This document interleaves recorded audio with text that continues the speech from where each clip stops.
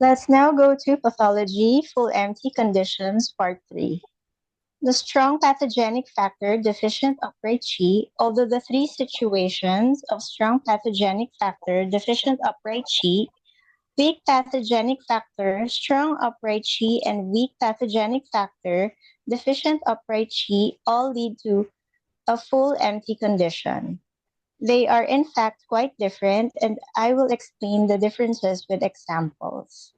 When the pathogenic factor is strong and the upright Qi is deficient, the condition is a mixed, full empty condition that may be external or internal, and it is extremely common.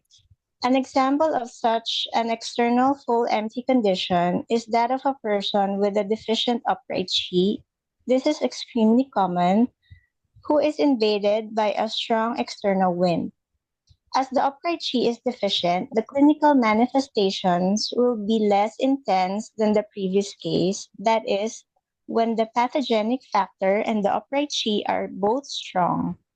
Contrary to the previous case, if the patient has a fever, in this case, it will be quite low.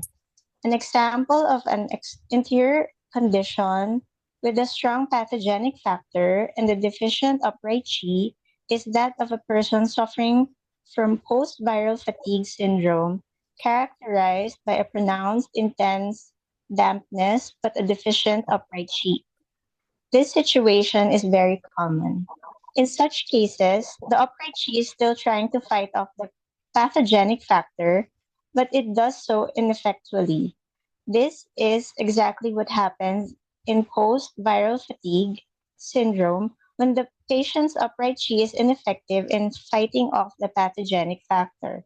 This results in a very protracted chronic condition that for long periods gets neither better nor worse. Another example of an interior condition with a strong pathogenic factor and deficient upright Qi is that of a patient suffering from a serious condition of phlegm and a simultaneous deficiency of the spleen and kidneys. This situation is rather common, and it is one that, in the elderly, may potentially lead to serious diseases. The strong pathogenic factor deficient upright Qi, it's a mixed full condition.